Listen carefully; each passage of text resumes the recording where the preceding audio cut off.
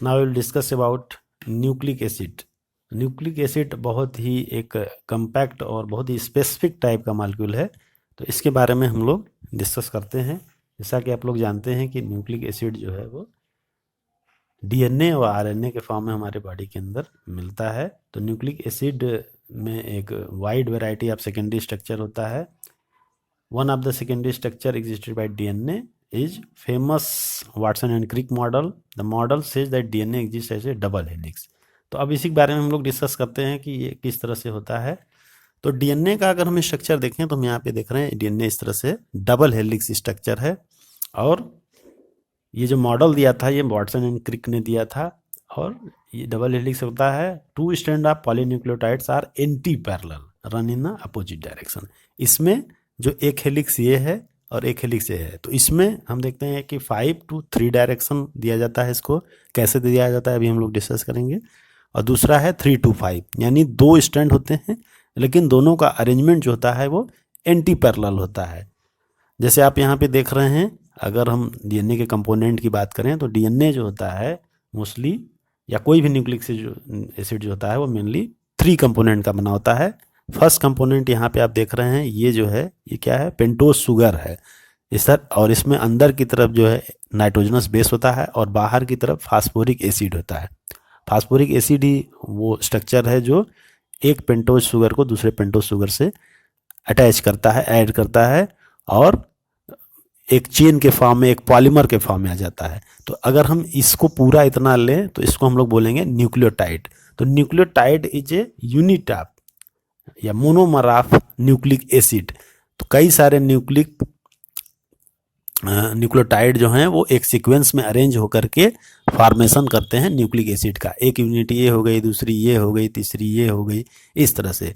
तो 3 चीज़ें यहाँ आपने देखा, नाइट्रोजनस बेस, पेंटोज शुगर और फास्फोरिक एसिड। इस तरह से जो अरेंजमेंट होता है ये एक यूनिट बोली जाएगी न्यूक्लियोटाइड, और पूरा एक सीक्वेंस बोला जाएगा न्यूक्लिक एसिड। अगर ये सिंगल स्ट्रैंड है तो फिर आरएनए में ऐसा मिलेगा, और डबल स्ट्रैंड है तो डीएनए में ऐसा मिलेगा, और उसमें थोड़े डिफरेंस भी होते हैं दोनों के न्यूक्लियोटाइड्स में। तो यहाँ पे हम देख रहे हैं कि ये जो डीएनए है वो एंटी पैरेलल है। अब इसमें आप देख रहे हैं ये ऊपर की तरफ 5 डायरेक्शन है, नीचे की तरफ 3 है, तो इधर 5 to 3 है, जबकि इसमें उल्टा है, इधर 3 to 5 डायरेक्शन है। यानी ये दोनों इसमें देख रहे हैं, इसमें ऊपर की तरफ सारा चीज दिख रहा है, 1 पोजीशन, ये नीचे की तरफ मुंह दिख रहा है। तो इस तरह से ये एंटी पैरेलल है, बिल्कुल सीधे सीधे अगल बगल ना होके ऐसे एक ऊपर का मुंह है तो दूसरा नीचे का मुंह है, तो इस तरह से एंटी पैरेलल है इसमें। तो ये स्ट्रक्चर जो होता है इसीलिए इसको हम लोग एंटी पैरेलल बोलते हैं कि 2 स्ट्रैंड हैं पॉलीन्यूक्लियोटाइड्स के, लेकिन वो अपोजिट डायरेक्शन में है या एंटी पैरेलल है। अब इसमें आप देखते हैं कि जो बैकबोन होती है इनकी, बैकबोन किस चीज़ की बनी होती है, sugar phosphate sugar, sugar phosphate sugar. अब यहाँ पे देखिए शुगर फास्फेट शुगर, या ऐसे लें sugar phosphate sugar, phosphate sugar phosphate, इस तरह से ये पूरी बैकबोन होती है। जैसे हमारे बॉडी के अंदर बैकबोन होती है, वर्टेब्रल कॉलम होता है, उसी तरह से यहाँ पे एक पूरी बैकबोन इधर भी है, इधर भी है, और इसमें इनर साइड में नाइट्रोजनस बेस हैं जो आपस में जोड़ के रखते हैं दोनों, जो भी दोनों आपके स्ट्रैंड हैं उनको कंपैक्ट करके रखते हैं। किसके जरिए रखते हैं, इसके बीच में हाइड्रोजन बॉन्डिंग होती है, इस नाइट्रोजनस बेस और इसके नाइट्रोजनस बेस, यानी एक स्ट्रैंड का नाइट्रोजनस बेस एडेनिन, दूसरे का थाइमिन, इसका साइटोसिन, इसका ग्वानिन। इसमें डबल हाइड्रोजन बॉन्ड होता है, इसमें ट्रिपल हाइड्रोजन बॉन्ड होता है। इस तरह से दोनों के बीच में जो हाइड्रोजन बॉन्डिंग होती है वो दोनों स्ट्रैंड को आपस में कंपैक्ट करके रखती है, अटैच करके रखती है। तो ये पूरा एक स्ट्रक्चर है। अब हम लोग थोड़ा सा इसके और डिटेल में जाते हैं कि जो ये स्ट्रक्चर है इसमें आप देख रहे हैं कि ये डबल हेलिक्स यहाँ पे आपका दिखाई दे रहा है। अब इस डबल हेलिक्स में आप देख रहे हैं कि ये जो नाइट्रोजनस बेस है, या यहाँ से यहाँ तक अगर हम एक हेलिक्स ले लें, या यहाँ से यहाँ तक अगर हम एक पोर्शन ले लें इसका, तो इसमें हम देखते हैं कि जो बेस पेयर हैं वो 10 बेस पेयर होते हैं, और इस टर्न से लेके इस टर्न तक अगर हम इसका मेजरिंग करें तो इसकी जो लेंथ होती है वो है 34 एंगस्ट्रॉम। यहाँ से लेके यहाँ तक एक यूनिट ले लें हम, इसका एक टर्न को ले लें। ऐसे टर्न में होता है डीएनए में दोनों हेलिक्स आपस में से राउंड शेप में टर्न में होते हैं। तो एक टर्न के बारे में हम डिस्कस करते हैं पहले कि एक टर्न में क्या क्या होता है। तो यहाँ से यहाँ तक मान लीजिए हम ले लेते हैं, तो 1 टर्न हो गया, यहाँ से ऐसे शुरू हुआ फिर वहाँ पे वापस आ गया, तो 1 टर्न हो गया ये।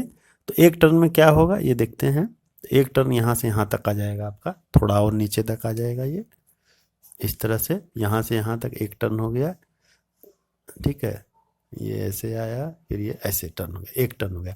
तो 1 टर्न के अंदर जो नॉर्मली जो लेंथ होती है, इसकी लेंथ होती है 34 एंगस्ट्रॉम, और इसके अंदर 10 नाइट्रोजनस बेस सीक्वेंस होते हैं।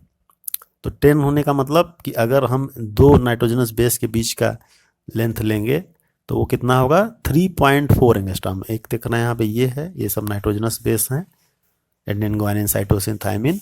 तो इसके बीच में ऊपर से नीचे की तरफ अगर हम लेंथ देखेंगे तो 3.4 एंगस्ट्रॉम होगा, और टोटल 10 होते हैं यहाँ से यहाँ तक एक राउंड में। तो एक राउंड में 10 न्यूक्लियोटाइड होते हैं, तो टोटल लेंथ कितनी होगी, 34 एंगस्ट्रॉम। यानी इन दोनों के बीच में यहाँ से लेके यहाँ तक का जो लेंथ होता है वो 3.4 एंगस्ट्रॉम होता है। और इसी तरह 10 अगर होंगे तो 34 हो जाएगा। और एक टर्न में, ऐसा टर्न में है तो एक टर्न में 10 न्यूक्लियोटाइड्स होते हैं, या कह सकते हैं 10 नाइट्रोजनस बेस सीक्वेंस होते हैं। तो इस तरह से, और इनकी चौड़ाई जो ऐसे लिया जाए, अगर हम कह सकते हैं इनका ये रेडियस 10 एंगस्ट्रॉम होगा, टोटल जो है विड्थ होगी वो 20 एंगस्ट्रॉम होती है। इस तरह से ये पूरा होता है। और एक न्यूक्लियोटाइड, मैंने एक न्यूक्लियोटाइड ये है, एक न्यूक्लियोटाइड, इनके बीच का अगर टर्न का एंगल जो हम देखें तो वो 36 डिग्री होता है। ये इस तरह से ऐसे टर्न होता जाता है, पूरा 360 डिग्री हो जाएगा। कोई चीज़ ऐसे टर्न होगी तो 360 डिग्री होगी। और 10 उसमें हो, अगर 10 इस तरह से नाइट्रोजनस बेस हैं तो 36, एक यहाँ से यहाँ तक के बीच में जो टर्न होगा वो 36 डिग्री होगा। तो इस तरह से ये पूरा मेंशन है। अब इसके अलावा इसमें आप देखेंगे कि एक वर्ड आया है कि BDNA। तो BDNA और ADNA और cDNA ये सब डिपेंड करता है, ये अल्फ़ाबेट दिया जाता है डीएनए को, वो इस बेसिस पे दिया जाता है कि ये जो नाइट्रोजनस बेस हैं या न्यूक्लियोटाइड्स हैं, इसके कितने नंबर हैं, नंबर ऑफ कितना है। और इसका, और एक चीज़ और बताएं, ये जो ट्विस्टिंग होती है डीएनए की, एक इस तरह से ट्विस्टिंग होती है, वो कैसी होती है, राइट हैंडेड होती है, दाहिने तरफ इस तरफ को मूव होता है, ऐसे मूव नहीं होता, राइट हैंडेड होता है। तो कुछ में लेफ्ट हैंड भी हो सकता है, जनरली सब में राइट हैंड होता है। तो किस तरह का इनका टर्न है, ट्विस्टिंग है, और कितने यहाँ पे नंबर सीक्वेंस हैं, इसके बेसिस पे BDNA, cDNA और कई सारे डीएनए, ये जो स्ट्रक्चर है ये BDNA का है। ये BDNA नॉर्मली जो कि हम लोग स्टडी करते हैं, लेकिन इसके अलावा भी बहुत सारे स्ट्रक्चर हो सकते हैं डीएनए के। तो ये न्यूक्लिक एसिड या डीएनए के बारे में है। और थोड़ा सा इसका हम लोग देखते हैं यहाँ पे कि जो आरएनए होता है उसमें क्या होता है, आरएनए में ये डबल हेलिक्स नहीं होगा, सिंगल हेलिक्स होगा। दूसरी चीज़, उसके शुगर में अंतर होता है। तो उसके शुगर में क्या अंतर होता है, यहाँ पे हम देखते हैं, डीऑक्सीराइबोज। डीऑक्सी का मतलब एक ऑक्सीजन यहाँ पे कम है, और राइबोज का मतलब फुल है। जैसे ये स्ट्रक्चर आप देख रहे हैं, ये शुगर है, पेंटो शुगर है, इसमें यहाँ पे ये इस तरह से ये पूरा स्ट्रक्चर है। डीऑक्सी में यहाँ पे एक आपका जो ये वाला ऑक्सीजन है, ये वाला इसमें नहीं है, तो ये डीऑक्सीराइबोज हो गया। तो राइबोज और डीऑक्सीराइबोज में यही डिफरेंस है, ठीक है। तो इस तरह से आपका डीएनए में डीऑक्सीराइबोज शुगर होती है, जबकि आरएनए में राइबोज शुगर होती है। डीएनए डबल हेलिक्स है, जबकि आरएनए सिंगल हेलिक्स है। और इस तरह का पैटर्न आप देखेंगे, इसका स्ट्रक्चर आप समझ गए होंगे अच्छी तरह से।